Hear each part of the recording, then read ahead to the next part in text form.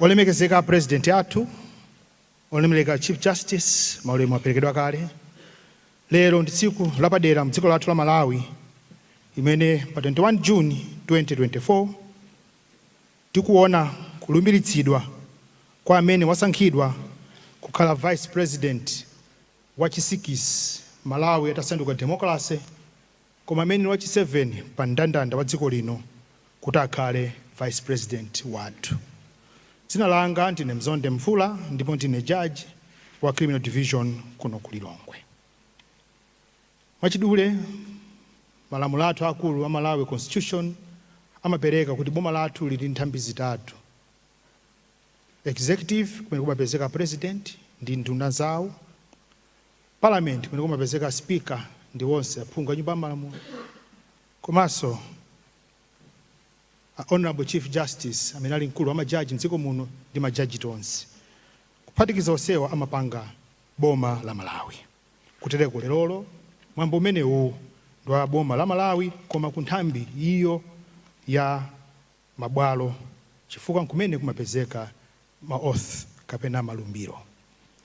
Tisanapite patali ndi programu yathu, mwaulemu ndikufuna ndikuloleni inosa Malawi motsogozedwa ndi President yathu kuti tiyimirire mwaulemu kupereka ulemu kwa amene adatisiya, amene adali Vice President wa dziko lino, olemekezeka Dr. Saulos Klaus Chilima. 1 minute of silence, please.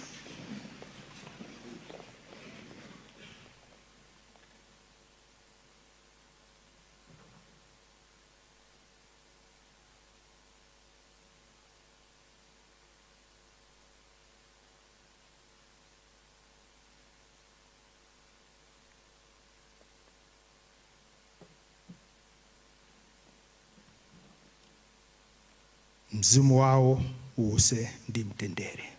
Amen.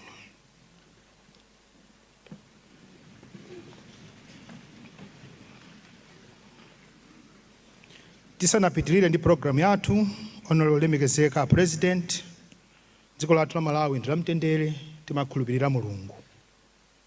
Buku la malamulo la Chikhristu, Bible, pa Masalimo 20 ndi maying'ono 7, imatiuza kuti ena amatama magaleta, ena amatama akavalo, koma ife ngati mtundu wa Malawi timatama Mulungu wathu. Kutereko zonse sizingayende bwino kupanda kumpempha iye Mulungu kuti atsogolere mwambo wathu uno masanano. Kutereko mundirole mwaulemu olemekezeka President yathu kuti ndayitane olemekezeka Justice Professor Redson Kapindu kuti atipempherere. Professor Kapindu.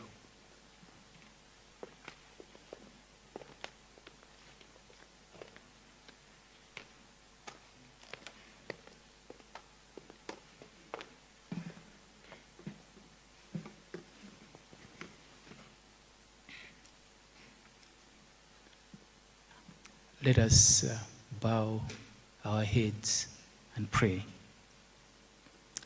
Eternal Heavenly Father, we acknowledge your presence and preeminence in this place as we approach your heavenly throne with humble hearts and with faith, hope, and love. Lord, your word says that the government rests on your shoulders, and that there is no authority except that which you, O God, has established.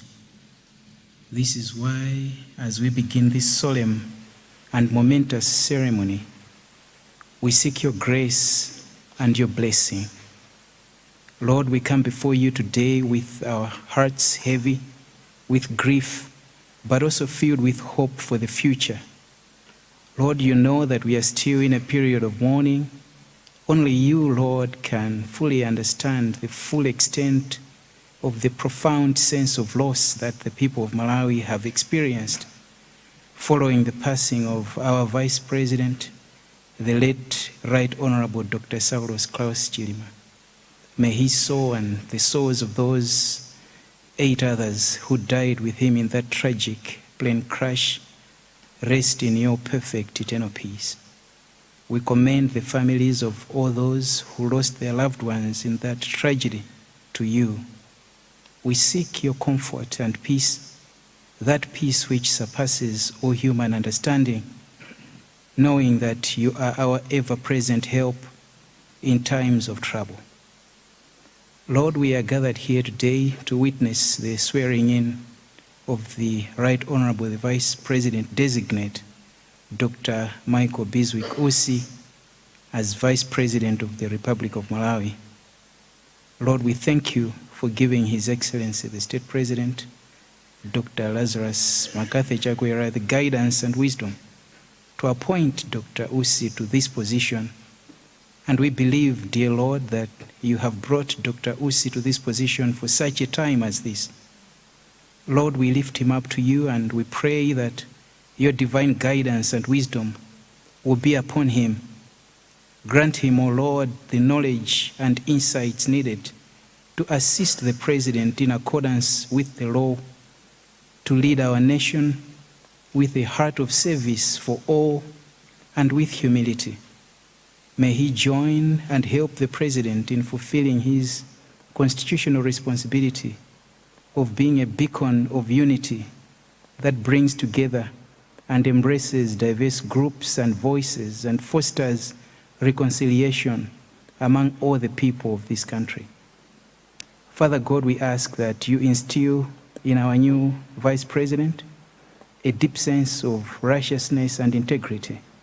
Help him, Lord, to uphold justice, to act with fairness and compassion towards all the people of our beautiful republic, to love mercy, and to walk humbly with you.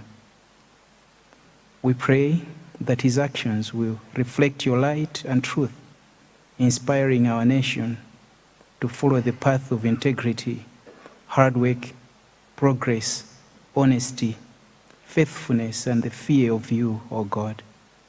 Your word calls upon us to trust in you with all our hearts and lean not on our own understanding, but that in all our ways we are to acknowledge you and that you would direct our paths. Lord, we pray that our Vice President will trust in you fully and seek your guidance in every decision, helping the President in leading our nation with wisdom as the principal thing, and love for you and your people as the greatest virtue. Father God, we ask that you bless this gathering today and all fellow Malawians who have joined us through various mediums here at home and around the world. May your Holy Spirit move among us, bringing a spirit of unity, peace, and hope. Dear Lord, may we find strength in your presence and courage to face the days ahead, knowing that you are with us as a nation every step of the way. Acknowledging and respecting the diversity of opinions and beliefs among all of us in here, we submit this, our prayer, to you, Almighty God, in the mighty name of Jesus the Christ. Amen.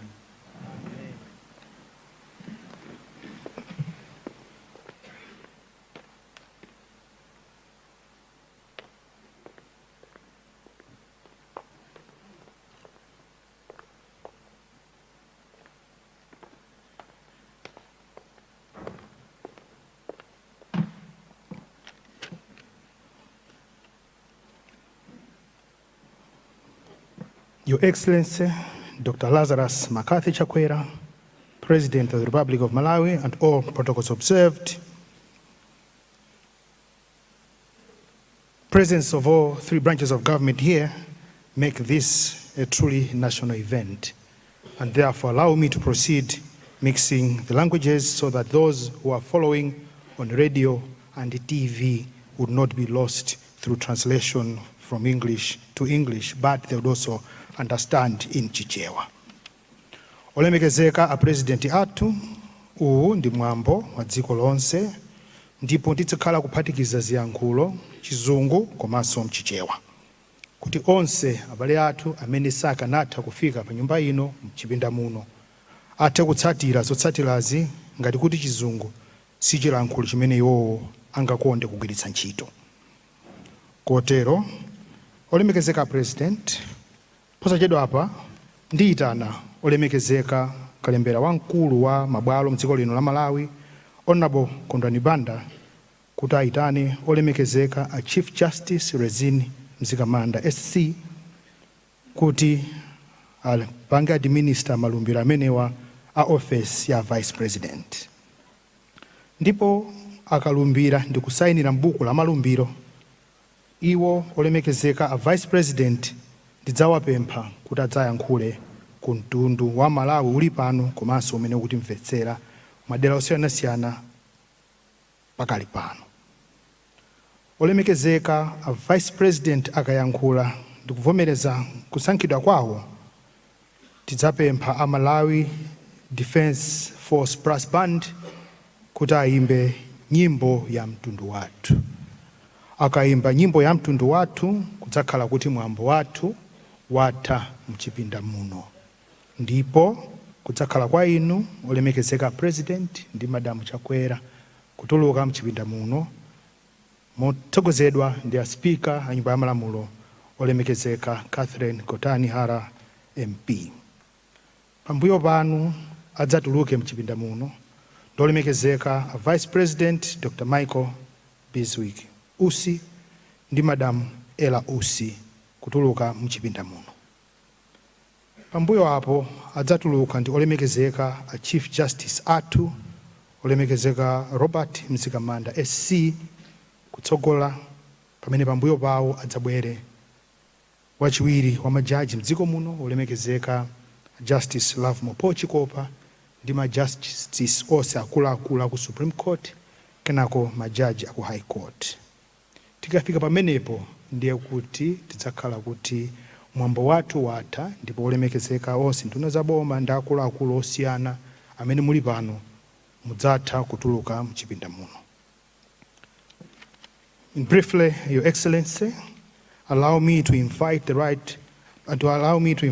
Honorable the Registrar of the Supreme Court and High Court of Malawi, Honorable Kondwani Banda, to invite the Honorable the Chief Justice to come to the podium to administer the oath of Vice Presidency to the Vice President designate, Dr. Michael Biswick Usi. After that, then we shall have the Vice President signing in the oath book before I shall invite him to make his acceptance speech. When he's made his acceptance speech, we shall have the fanfare by the Malawi Defense Force Brass Band, and the national anthem shall signal that the ceremony has come to an end. At your leisure, Your Excellency, you may exit the Parliament building with the Speaker of the National Assembly, and then the Right Honorable Vice President will also exit with Madam Usi. Thereupon, it shall be the Honorable the Chief Justice to exit, together with the Justices of Appeal, headed by Honorable Deputy Chief Justice Love Mopochikopa SCJA, and all Justices of Appeal, then Judges of the High Court, and then Cabinet Ministers or distinguished delegates, members of the Diplomatic Corps, you may exit the building. At this moment, I invite you, Honorable Kondwani Banda, to invite the Honorable Chief Justice to administer the oath of the Vice Presidency.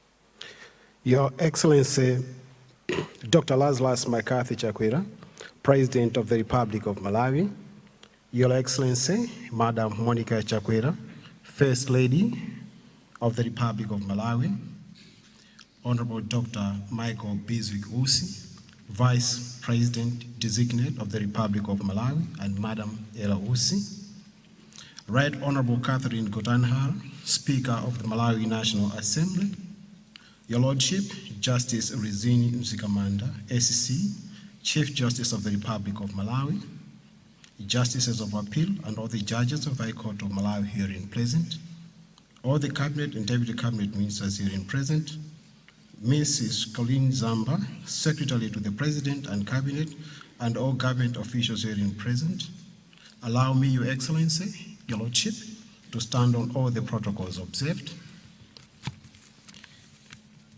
Your Lordship, the Honorable the Chief Justice, the Secretary to the President and Cabinet, on 20th of June 2024,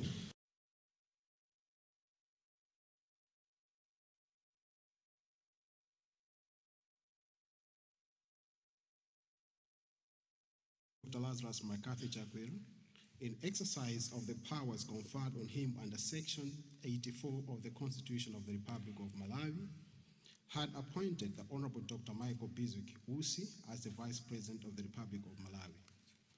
Your Lordship, as is a requirement under Section 81, subsection 1 of the Constitution of the Republic of Malawi, that before a person appointed be Vice President takes office, that person shall take oath of office which shall be administered in public by the Chief Justice. This afternoon, my Lord, it is my humble duty that I invite Your Lordship to administer oath of office to the Vice President designate. With your permission, my Lord the Chief Justice, allow me at this moment to invite the Vice President designate of the Republic of Malawi, Dr. Michael Bizwick Usi, to take oath of office. My Lord.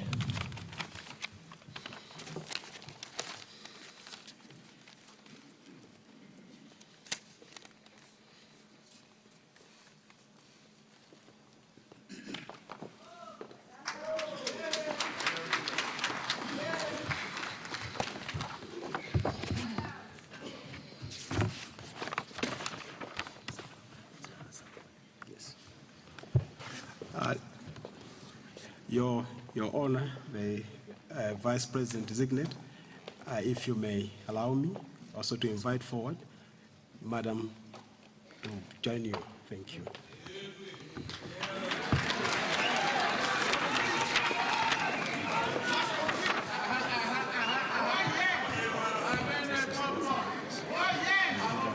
Just this one. This is for the President. This is for the Vice President. As the Chief Justice. But before that, will you just swear?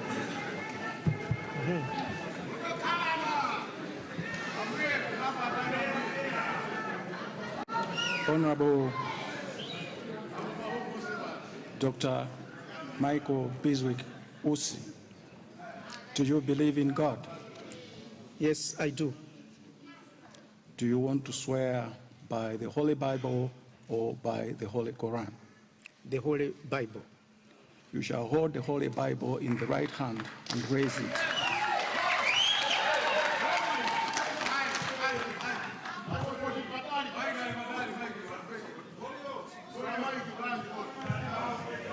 And you shall swear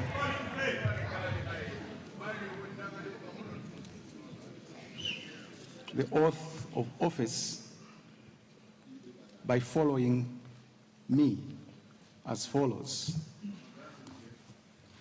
I, Dr.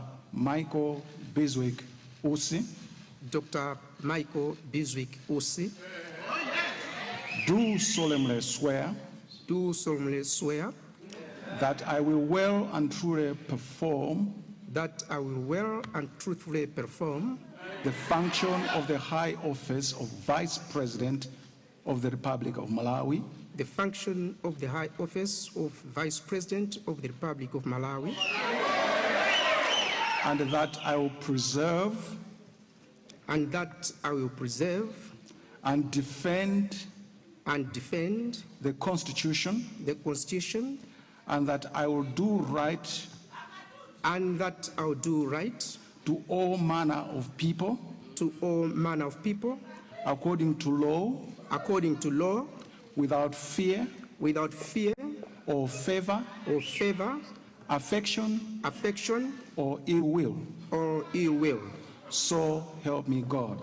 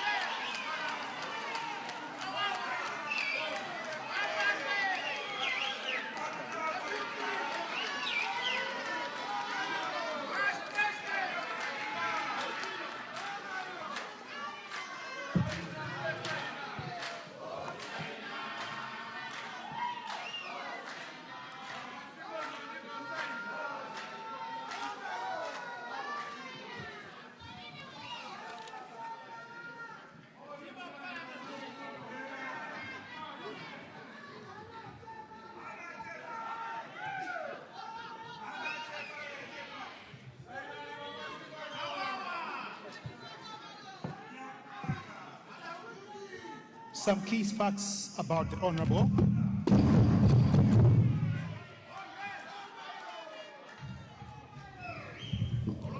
Some key facts about the Honorable Dr.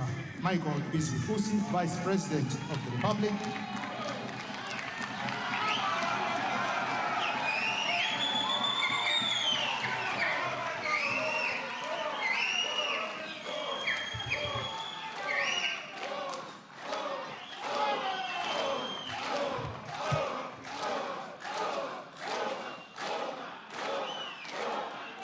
Your Excellency, the President of the Republic, and Madam Monica Chakwera, you may also come and take in the group photograph.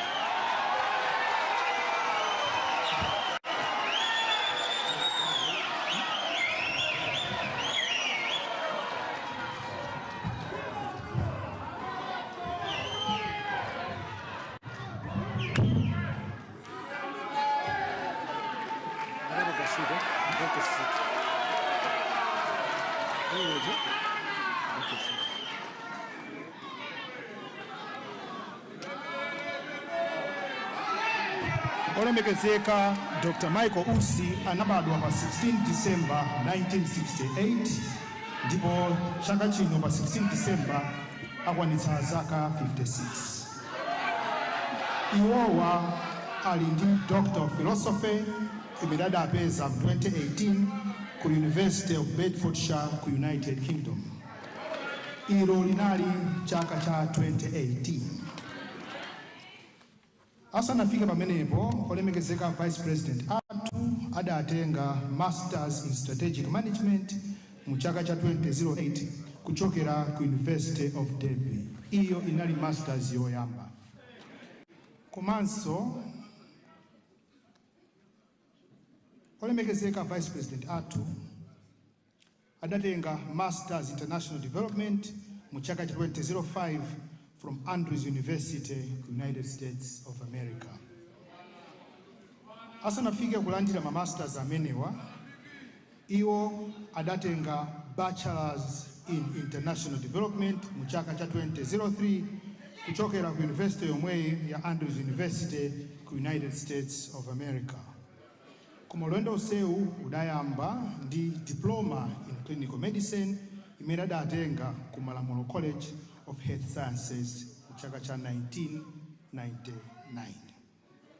Kutere kupakali pano tikuzonena kuti olemekezeka Vice President athu Dr. Michael Usi ndi mchonya wa chitukuko cha mudzi. Your Excellency, a brief bio about our Vice President is that he was born Michael Usi on 16th of December 1968. That this 16th of December 2024 the Right Honorable the Vice President will be aged 56. Currently, he's a cabinet minister, but to attain to this milestone, he had recently obtained a Doctor of Philosophy from the University of Bedfordshire in the United Kingdom in 2018. Before that, he had obtained Masters in Strategic Management 2008 from the University of Derby.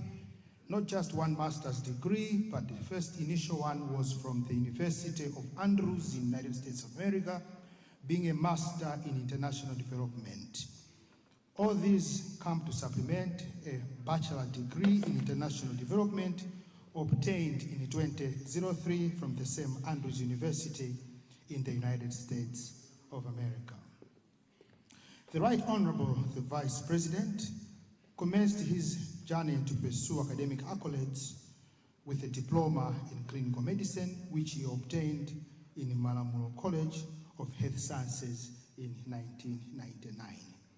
Indeed, Excellency the President, Honorable Chief Justice, and all protocols observed, the Right Honorable Dr. Michael Biswikusi is an accomplished community developer. It is now my humble duty and singular honor to invite you, Right Honorable Dr. Michael Biswikusi, to make your acceptance speech.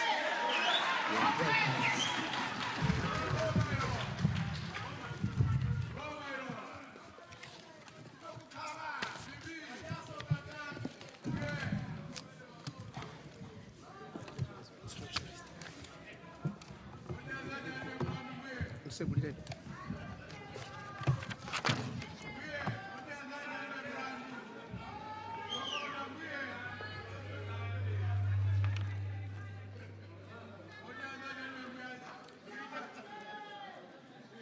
Your Excellencies, Dr. Lazarus McCarthy Chakwera, President of the Republic of Malawi, Your Excellency, Madam Monica Chakwera, First Lady of the Republic of Malawi, Right Honorable Catherine Gotanihara, Speaker of the Malawi National Assembly, my Lord Justice Regimes Commander, SC, Chief Justice of the Republic of Malawi, Justice of Appeal, and all the judges of the High Court of Malawi, all the cabinet and deputy ministers present here, Ms. Colleen Zamba, Secretary to the President and Cabinet, and all the government officials here present, Your Excellency Dr. Nancy Sangweme, Ambassador of the Republic of Zimbabwe to Malawi and Dean of Diplomatic Corps, Your Excellencies, heads of mission and international organizations here present,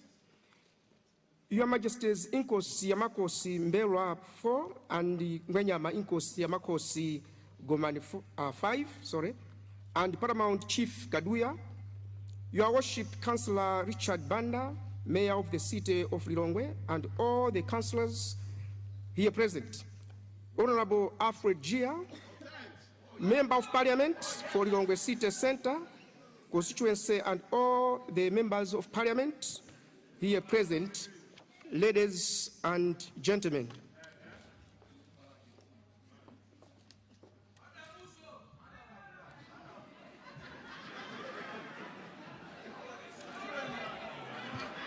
Your Excellency, the President and fellow Malawians, I stand before you today with a mixture of sadness and gratitude.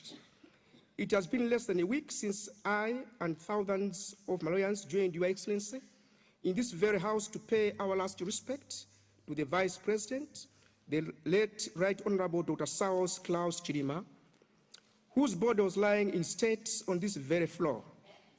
And I believe I speak for all Malawians and for all of us who knew and worked with Dr. Chilima personally and directly, that we are still hurting and we are still mourning. And so to be here for the swearing-in ceremony of a new Vice President is a reminder that Dr. Chilima is indeed no longer with us. And that fills me with sadness today. But as we all continue to nurse this sadness we share, this ceremony today is a reminder that God has not left us alone without comfort and has not left us as orphans. Being here today, I can see that God's comfort is with us. For I see it in the exceptional way you have led our country throughout this time of mourning, embracing all of us the way a loving father would, and enduring persecution without paying back any wrongs against those who have wronged you during this time. Your Excellency, I see God's comfort here today in the way we have joined hands as one people to stay united and face the future with courage together.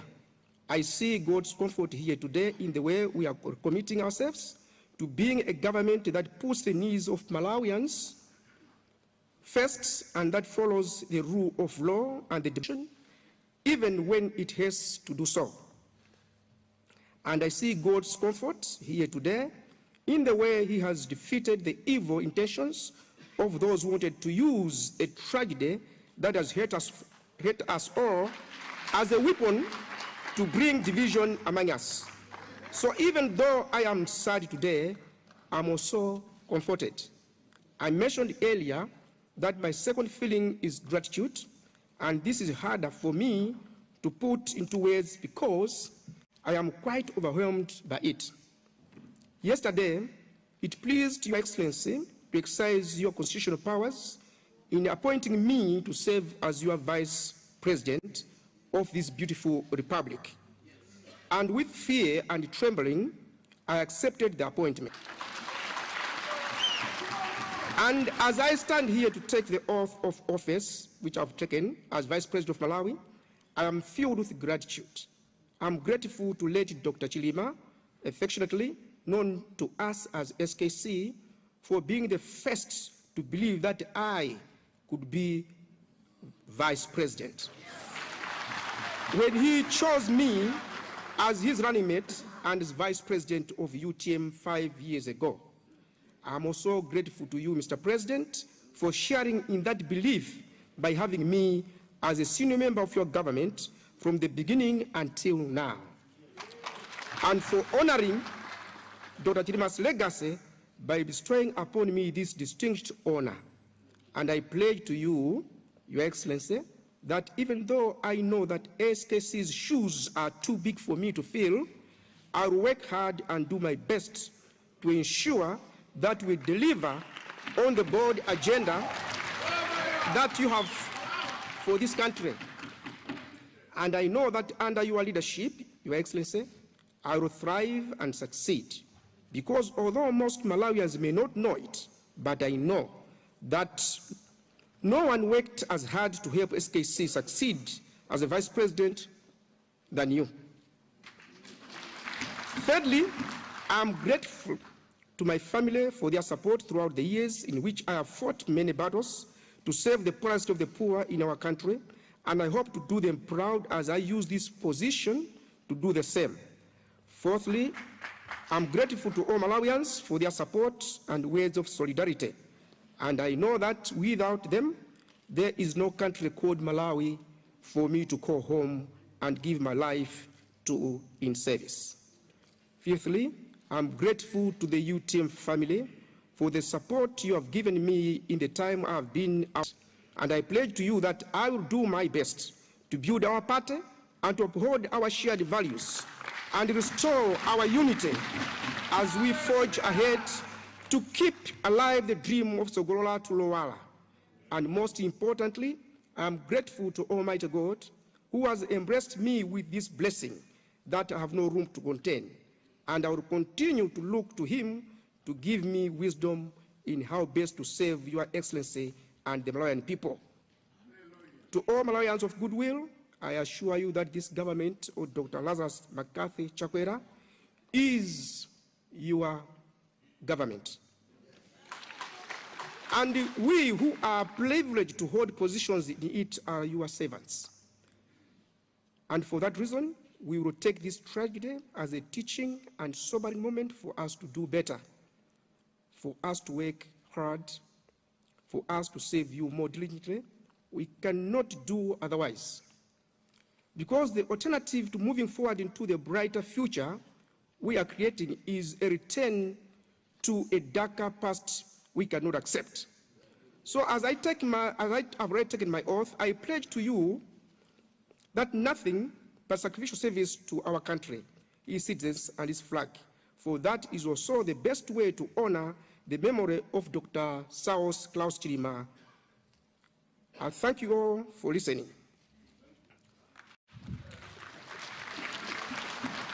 Bwana President, mundilole ndiyankhule muchichewanso chifukwa Amalawi akumvera. Ena angamanene kuti amusankha kukhala Vice President anjoyatu amene. Koma ndikuwuzeni Amalawi kuna kuti palibe zonjoya. It is sacrifice. Chisanzo, simunandione ineyo ndikuyenda ndi madamu. Lero chifukwa cha ntchito imene iyi ndakakamizika.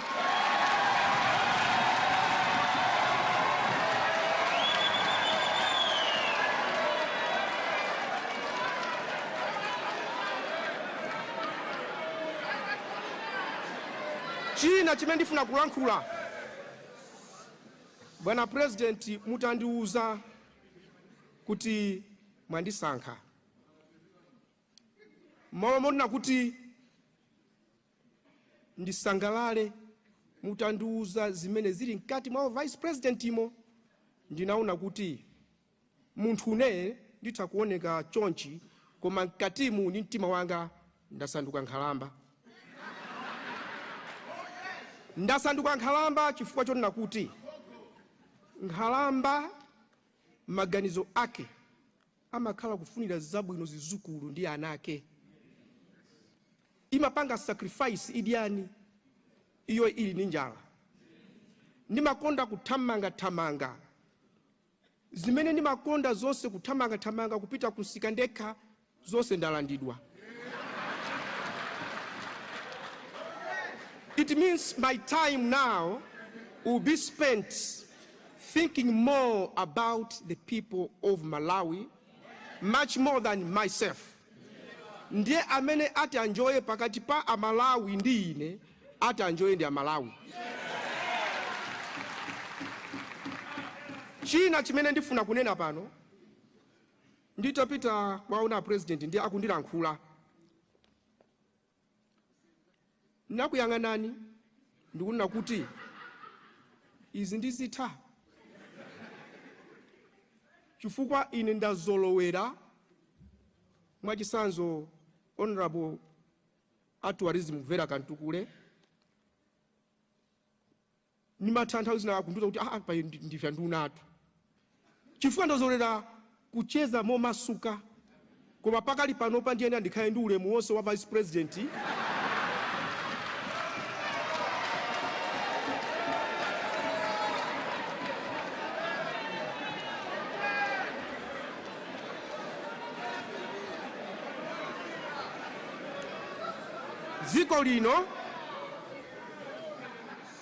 Dziko lino ndinene chonchi. Ine ndi a president sitikuopa, sitikusamala za siku la chisankho. Tikuopa, tikusamala siku la chiweruzo. Chifukwa siku la chiweruzo maudindo amene tili akuluakulu, ndipo sindekha ndi nonse akuluakulu muli muno. Ngati kuli kuotchedwa kumwamba kapena kumene kuotchedwako, kwambiri ndife amene tili ndi maudindo. Ndiye ukaganizira bwinobwino ukapasula udindo ngati uwu, uthatha zina kumalira. Because ngati machimo ako amalemba ndi ngero mmodzi, akupasa 5 sopano.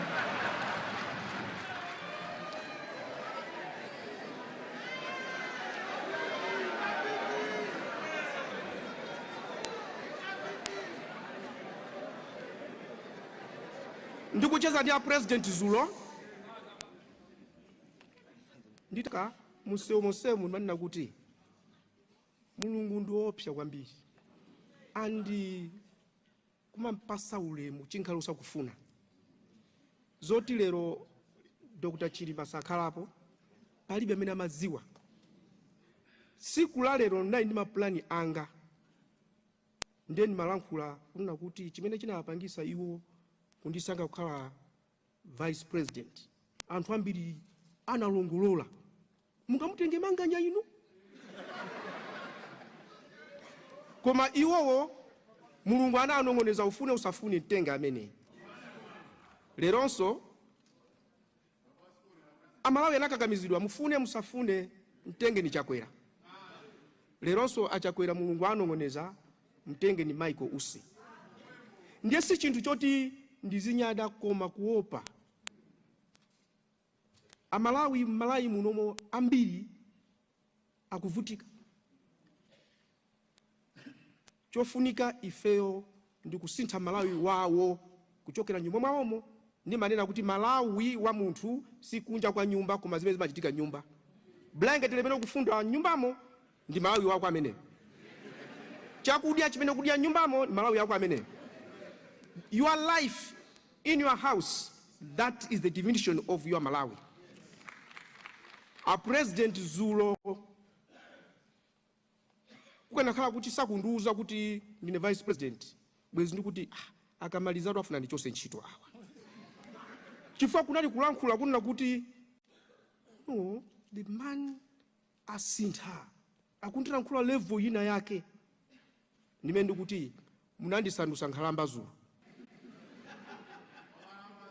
ineyo igwira ntchito yokuthandizani kuti amalawi amve kukoma. Anzanga achipani cha UTM ndiyitanisa msonkhano waukulu ndikumane nawo ndi anong'oneze kukhutu zimene ndinene chonchi pantanda ndimalize chonchi pantanda Yesu akufa panali mbala ziwiri wina uku wina uku Yesu pakati onse aja analankhula Yesu analankhula mbala zonse ziwiri zinalankhula all the three were facing death. Pamene amapanga face death malankhulidwe awo anali osiyana mukagweredwa ndi imfa ambiri amalankhula monga pantanda paja ena analankhula wina analankhula anakolowa nawo kumoto wina analankhula ku paradizo. Lero pamene tata ya chilima pali kulankhula ndifuna ndikupempheni kuti kulankhula kumene mukulankhulako mupita ku paradizo kapena mupita ku moto.